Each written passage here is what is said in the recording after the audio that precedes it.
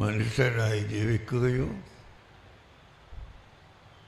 മറ്റുള്ളവരെ മനുഷ്യത്വത്തിലേക്ക് ക്ഷണിക്കുകയും ചെയ്യുക, അതാണ് നമ്മുടെ കർത്തവ്യം.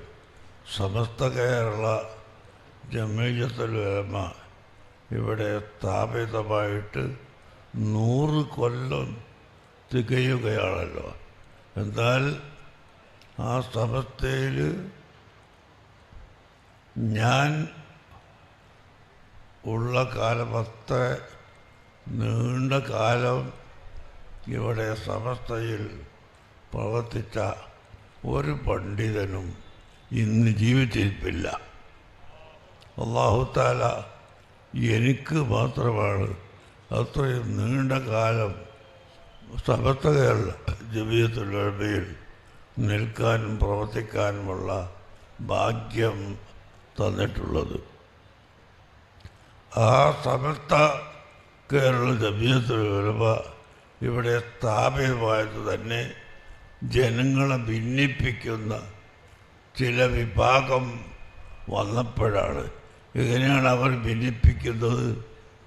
അഷ്റഫുൽ ഖൽഖ് സ്വല്ലല്ലാഹു അലൈഹി വസല്ലം തങ്ങൾ മുതൽ സ്വഹാബത്തും താബിഈകളും അനുയായികളും അംഗീകരിച്ചു വന്ന പല കാര്യങ്ങളെയും നിഷേധിക്കുകയും പുതിയ ചില കണ്ടുപിടുത്തങ്ങൾ ഇസ്ലാം മതത്തിൽ കൊണ്ടുവരികയും ചെയ്യാൻ ചിലർ തുടങ്ങിയത് കൊണ്ടാണ് ഇവിടെ ഭിന്നിപ്പ് ഉണ്ടായി.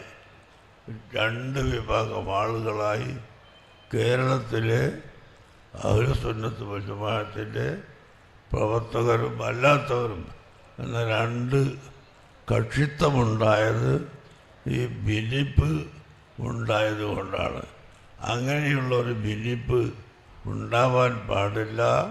മഹാന്മാരായ സഹാബത്ത്, താബിഈകൾ, അയിമ്മത്ത്, മുജ്തഹിദുകൾ തുടങ്ങിയ വലിയ പ്രഗത്ഭരായ മനുഷ്യരോടൊപ്പം നാം എല്ലാവരും ചേർന്ന് നിൽക്കണം.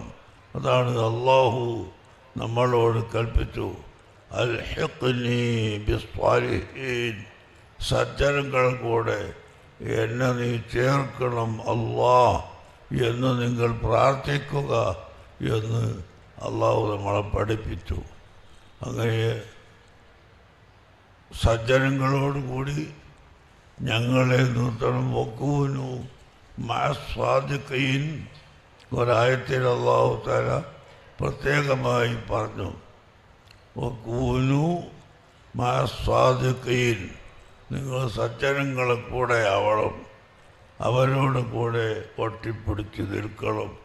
സജ്ജനങ്ങളല്ലാത്തവരുടെ കൂടെ നിങ്ങൾ ഒരിക്കലും ആകരുത് എന്ന കൽപ്പന അല്ലാഹു സുബ്ഹാനഹു വ തആല നമ്മളെ അറിയിക്കുകയാണ്.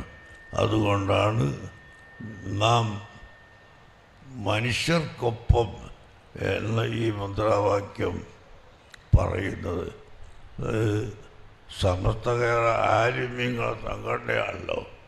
ആലിമീങ്ങളെ സംഘടനക്ക് എന്തിനാണ് ഇതൊക്കെ പറയുന്നത് എന്നാരും ചിന്തിക്കും. അതിനാണ് ഞാൻ പറയുന്നത്, ആലിമീങ്ങളാണ് ഇത് പറയേണ്ടത്. ആരാണ് മനുഷ്യരെങ്ങനെയാണ് ജീവിക്കേണ്ടത് എന്ന് പഠിപ്പിക്കേണ്ടത് ആലിമീങ്ങളാണ്. അതനുസരിച്ച് പഠിപ്പിച്ചു.